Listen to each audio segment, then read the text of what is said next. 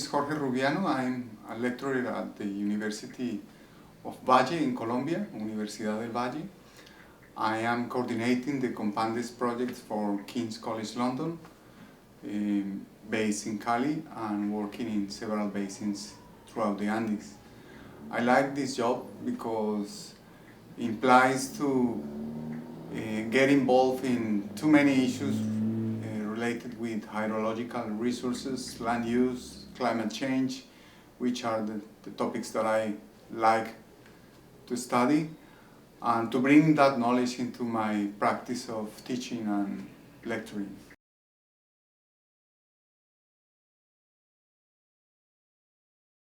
The COMPANDES project is one of several projects run in the Andes, funded by the CPWF, the Challenge Program on Water and Food. And we are in charge of identifying and, if possible, to implement benefit sharing mechanisms in 5 basins. We have activities in 4 countries.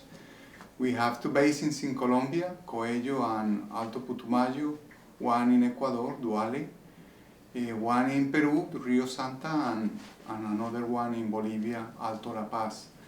We supposed to develop and implement these benefit sharing mechanisms, which are a sort of process of collective actions that attempts to address the complex issues of water resources in basins, in the search for equity in the distribution and management, in improving the quality of water resources and improving the quality of life of those that use the water. We took the approach of getting into the issues by the conflict resolution input, which we are taking in each of the basins as the context tell us what's going on in each site. We start by characterizing the issues together with local institutions, local partners. We identify the priorities together with the communities as well. And we choose several of the cases to study. In particular, in the Santa, we took 3 different cases, working with the local university in Huaraz, the UNASAM, and also other issues in a wider scale, which implies the study of the impact of climate change in the whole basins, together with King's College London.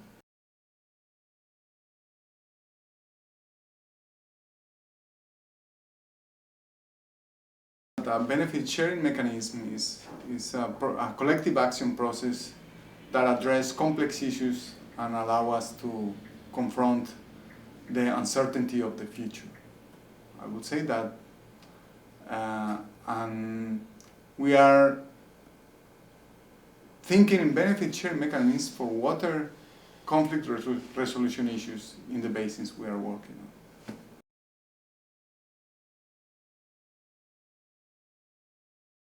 The main learnings, probably we just confirm that there are several common issues throughout the region. Biophysical constraints in the region are very common in the basins. Changes in land use and their impacts on water resources are quite common.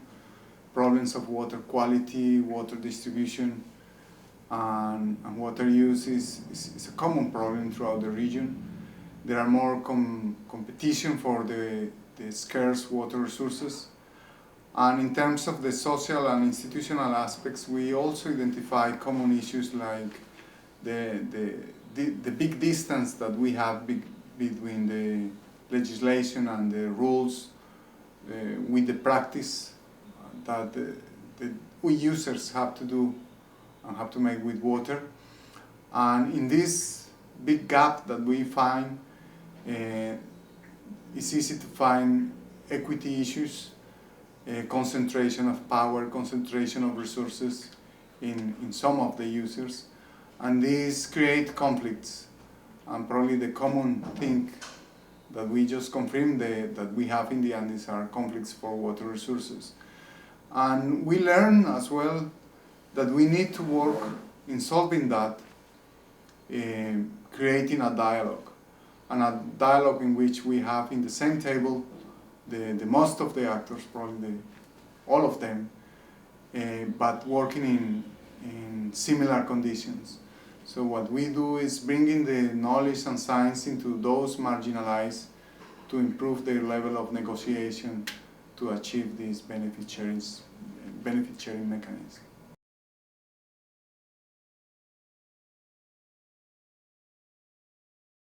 We found that the institutions in charge of water resources in Peru, for example, the ANA, the National Authority of Water Resources, is not well received in many of the communities we visited in the Santa Basin.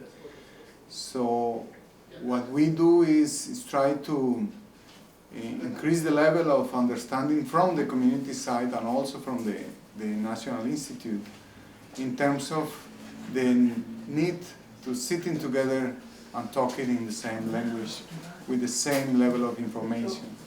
If we don't do that, the conflict will remain. So the project is contributing in that respect through students and through working with organizations, local institutions that receive the benefits of the research we are doing. We empower them with the tools that we are providing to them. They are all of free access. And the idea that they use these tools to understand the complexity of their basins and can sit together with the national organizations to talk with a similar knowledge or a similar level of knowledge of the issues that happen in the basins.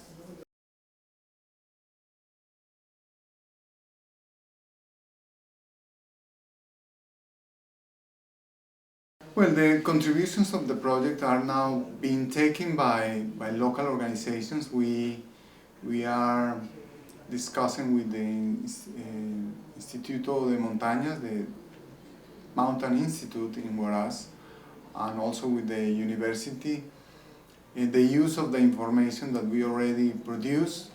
They are working in the same basins, in the same micro basins we were working, so they are interested in using that knowledge to contribute to their own projects.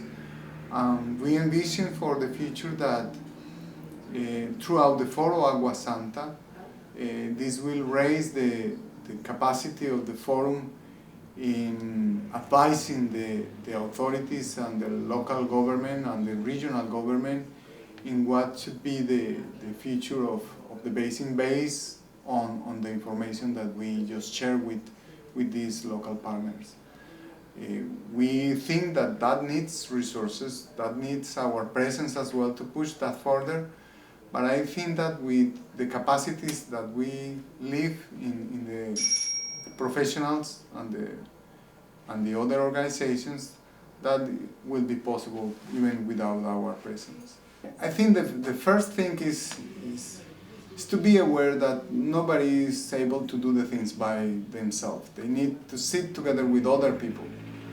And in the case of water resources, we need to sit down the users, to sit down the institutions that have the knowledge, and to sit down the authorities together and be genuine about what you want to talk with them. Once you set up a space in which you can share and define together the needs, the future will be easier. And you also need quality of information. You need to share the data and knowledge that all the different partners in this project should have, in that way that everyone knows on what basis we are taking the decisions. And if you don't have knowledge, you need to create the possibility to produce that. And then actions, you need actions. You need investment, you need to reduce the leakage of resources in the organizations that are permeated by corruption and other problems. So you need people that put an eye on what is being planned and how the resources are being spent in such a way that the plans and projects cannot be judged by the results in terms of lack of good investment, but rather in the rationality of good projects.